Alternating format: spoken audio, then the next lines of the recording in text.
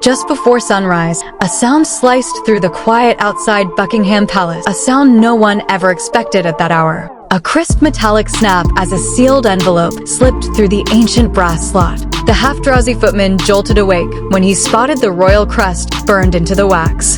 Within moments, the hushed palace corridors exploded into frantic footsteps, hushed commands, and sharp breaths. Whatever lay inside that envelope was about to ignite a global firestorm. By 6:30 a.m., the palace had pushed it live, a plain statement, barely a single page. Yet the impact hit the world like a lightning strike. For the first time, the monarchy had publicly addressed the roaring digital storm surrounding young Archie and Lilibet. News anchors blurted out their shock in real time. "This is unprecedented," one presenter whispered, eyes wide at her co-host. She wasn't exaggerating. The royal household almost never acknowledges rumor, but this morning, they had drawn a line. Outside the gate, reporters huddled beneath the icy November sky, repeatedly asking the same question into their frozen microphone. What forced the crown to break its sacred silence now? The statement didn't reference any rumors, conspiracies, or speculation. It merely outlined royal protocol. Yet anyone reading between the lines could feel the shift. The monarchy was done watching strangers dissect the lives of two children. After years of absorbing the blows, they were finally seizing back control. But to understand how the fuse reached this point, we have to rewind all the way back to Archie's arrival in 2019, a moment that should have been pure celebration. Everyone expected the classic tableau, Catherine glowing outside the hospital doors, William steady at her side, just as Diana had once done. Instead, Meghan delivered at Portland Hospital, and everything changed. No golden no polished steps, no instant fanfare, just a delayed statement and a tightly managed phone briefing in a shadowed hallway at Windsor. Not wrong, simply unlike anything the public had ever seen before. In the royal universe, even the slightest break from routine is enough to spark tremors. And tremors are exactly what followed in 2021, when Lilibet arrived in California. Overnight, history shifted. She became the first American-born grandchild of future British monarch, a milestone wrapped in chaos. The palace didn't receive the familiar calls, documents, or ceremonial paperwork. Instead, updates drifted in through press releases from thousands of miles away. For Charles, still prince at the time, it wasn't anger that hit him, but unease. Tradition survives on flawless choreography. The monarchy breathes through precision. Certificates, christenings, official log, parish records. When those pieces scatter, disorder spills in fast. Princess and sense the danger before anyone else. Incomplete records invite imagination, she reportedly cautioned. And she couldn't have been more right. By the time Charles ascended the throne, that tiny gap had grown into a vast, echoing void, one filled by online theories far louder than fact. Catherine, who had weathered 3 royal births herself, noticed the inconsistencies first. Small things, odd delays, missing documents that should have been routine. At first, she dismissed them as harmless anomalies. But the unease kept tugging. When Harry and Meghan stepped back from royal duty, many believed the noise would fade. Instead,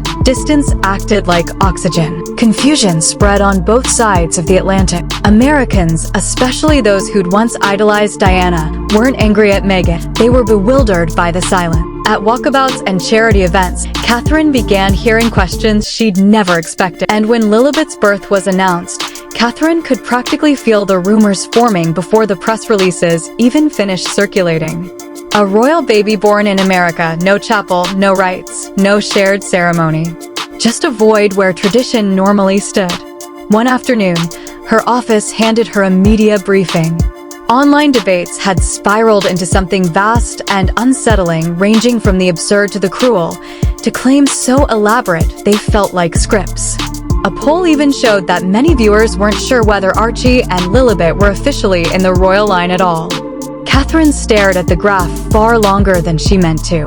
Later, she admitted it unsettled her deeply. By 2022, even palace staff were losing their footing. At a quiet Windsor gathering, a young aide hesitated before whispering that he didn't know which details about the Sussex children were official. Catherine overheard. She didn't correct him. How could she, when the truth felt tangled even to insiders? And so the tiny discrepancies gathered in the shadows, like scattered pages of a story no one could quite piece together. One missing document here, a delayed filing there. harmless on their own, but together, they formed a pattern that felt like a pulse quickening in the dark. And then came the breaking point. Early November 2025. A strange, heavy tension settled over the palace, the kind that arrives just before a thunderclap. Queen Camilla, seasoned and unshakable, sensed the shift instantly. The tone of the coverage had changed. Not gossip sites, but the giants, NBC, The Washington Post, People, even The Times. They weren't whispering anymore. They were publishing sharp, meticulous investigations into the monarchy's record-keeping. For Camilla, that was the alarm bell. She summoned a confidential meeting at Clarence House. Only a handful of trusted advisors were permitted inside. The air was taut as headlines lay scattered across the gleaming table. This has moved beyond rumor, one advisor warned. It's turning into a question of credibility. Camilla's expression didn't flinch. We don't chase gossip, she said calmly, but we cannot allow confusion to become our legacy. Her strategist, Fiona Lyle, spoke softly but with precision. Then we take the middle path, clarity without confrontation. By nightfall, a draft had taken shape. It wasn't poetic, angry, or emotional. It was a scalpel. A single page explaining, in exact terms, how royal children are documented, how titles are governed by law, and why runaway misinformation about minors had become deeply concerning. No accusations. No names. Just structural truth. Camilla carried it to King Charles that evening. She placed the folder on his desk and stepped back. He read every line in silence, his shoulders sinking as he processed the weight of it all. At last he set it down. Rumors always return, he murmured. But I never thought they would touch the children. Camilla met his gaze, steady and resolute. If we don't define reality, she said, someone else will rewrite it for us. He nodded. The next morning, Princess and reviewed the note.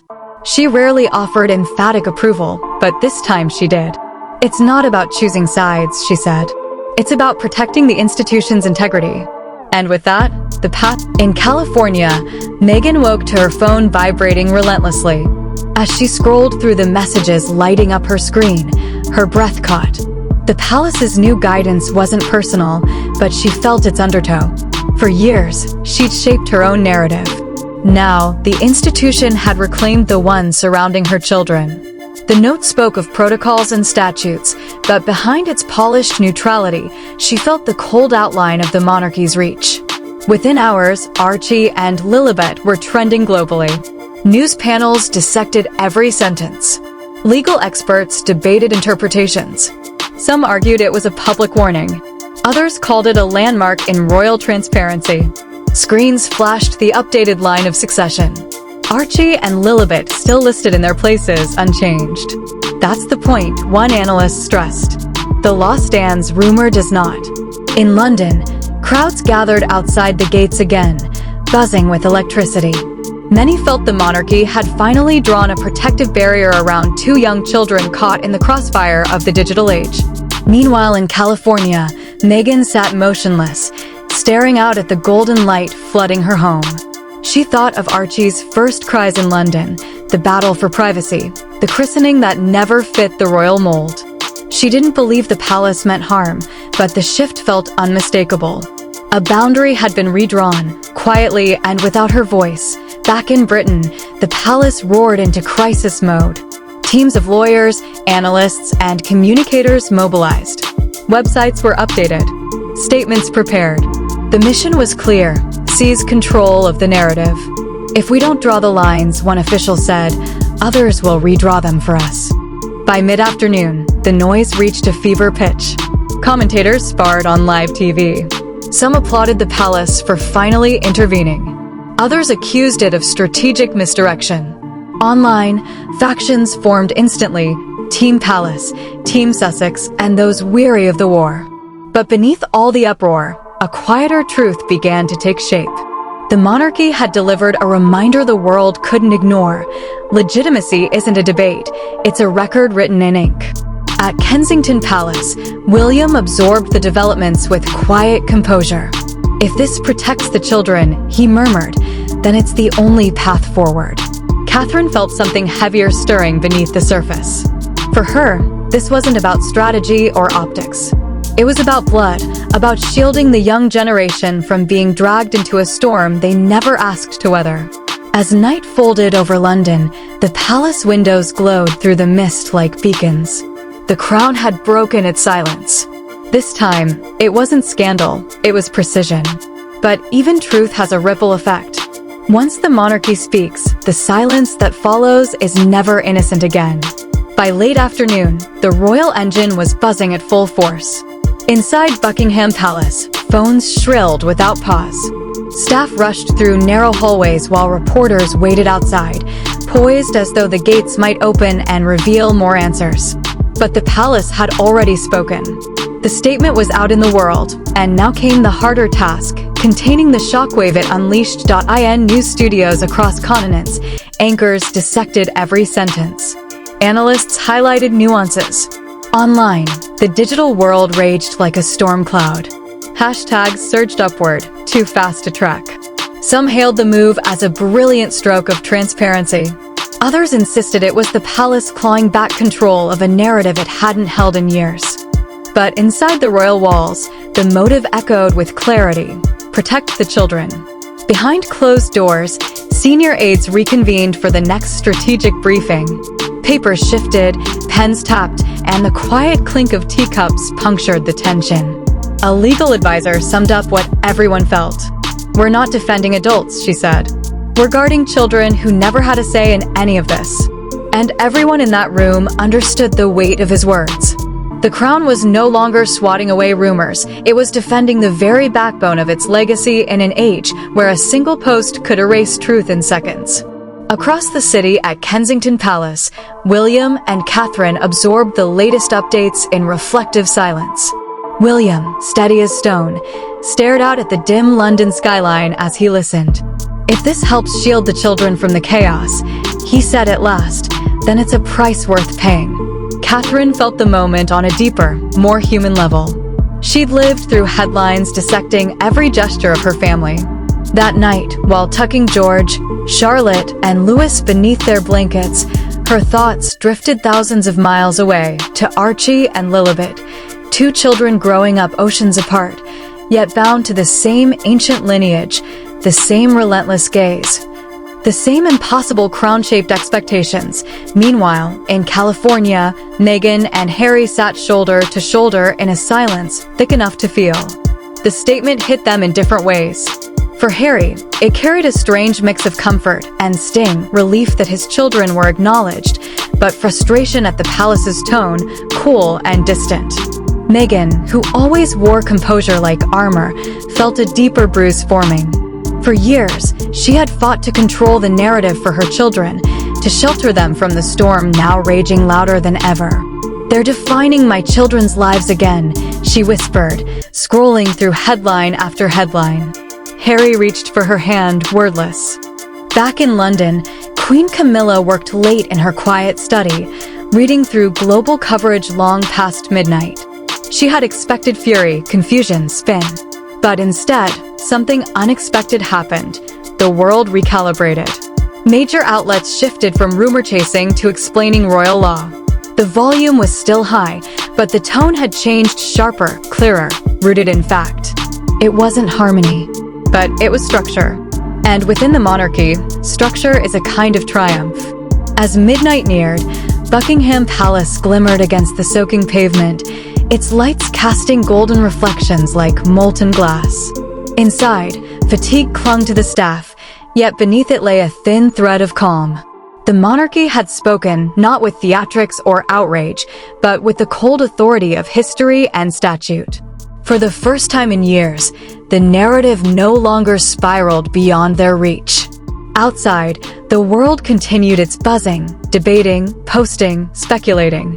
But the crown had drawn its boundary. And in the hush that followed, one truth settled over the city like mist. No matter how deafening the outside world grows, the institution's power doesn't come from volume. It comes from patience. It waits. And when it finally speaks, the world falls silent to listen.